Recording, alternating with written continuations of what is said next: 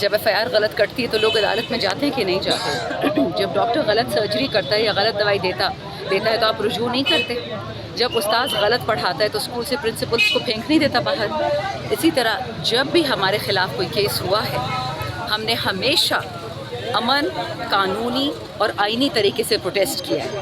کبھی آپ نے دیکھا ہے کہ میاں نواز شریف اور یہ نون لیگ والوں کی طرح ہم جا کے عدالت میں اٹیک کریں یا ان دوسروں کی طرح کہ جا کے جج کو مار ہی دیں؟ کبھی ہم نے ایسا کام کیا ہے؟ جب ہماری اپنی گورنمنٹ تھی ہم پہ کتنی زیادہ تنقید تھی، یہ چینی والے، یہ سڑکوں والے، یہ جتنے بھی کرپٹ لوگ تھے PTI سے، جو الحمدللہ پریس کانفرنس کر کے چلے گئے، ان لوگوں کا جب کیس ہوتا تھا سپریم کورٹ سے تب وہ ہمارے ساتھ ہی تھے۔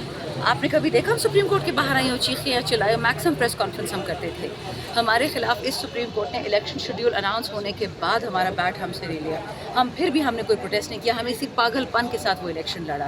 تو آپ بتائیں کیا پاکستانی ٹیکس پیئر جو ساری سرکاری تنخواہیں دے رہا ہے ہم پھر اس سرکاری نوکر سے نہیں پوچھیں گے کہ سر آپ غلط کیوں کرتے ہیں؟ جب صحیح کرتے ہیں ہم داد دیتے ہیں، لیکن یاد رکھیے صحیح فیصلہ عوام پہ احسان نہیں ہوتا۔ سستی روٹی دینا عوام پہ احسان نہیں ہے، احسان کی یہ عوام کی ان کا حق ہے۔ صحیح کام کرنا، ہمارے لیے سڑکیں بنانا، ہمارے لیے اسپتال بنانے کسی کا احسان نہیں۔ یہ لوگ خان صاحب کا مذاق اڑاتے تھے کہ صحت کارڈ دے دیا تو کیا احسان کیا، گھر سے تو پیسے نہیں لاتا۔ تو مجھے بتائیں ابھی بھی تو KP کی جو حکومت ہے صحت کارڈ دیتی ہے گھر سے، تو ابھی بھی ہم پیسہ نہیں لا رہے، اسی عوام کا پیسہ ان کو ہم نے دے دیا۔ پنجاب میں کیوں نہیں ہے؟ سندھ میں کیوں نہیں ہے؟ بلوچستان میں کیوں نہیں ہے؟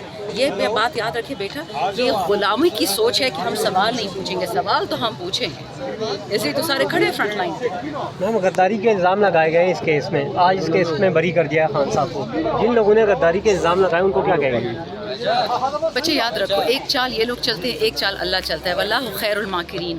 یہ جتنی بھی کالا خان پہ پھینکتے ہیں سب اپنے ان کے منہ پہ آ جاتی ہے چھینٹیں۔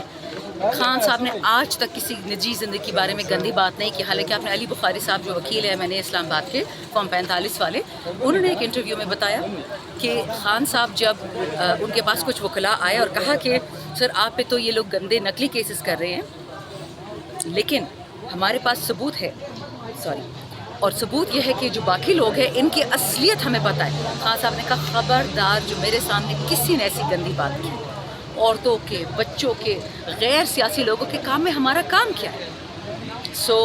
آج جو ہوا اب انشاءاللہ دعا ہے کہ عدت والا یہ نقلی کیس یہ بھی جلدی ختم ہو جائے، کیونکہ یاد رکھیں جس ملک میں عورت کی حیا پہ ہاتھ آپ ڈالیں گے، چاہے وہ خان کی بیوی ہو یا آپ کی بیوی ہو، وہ ملک نہیں بچے گا۔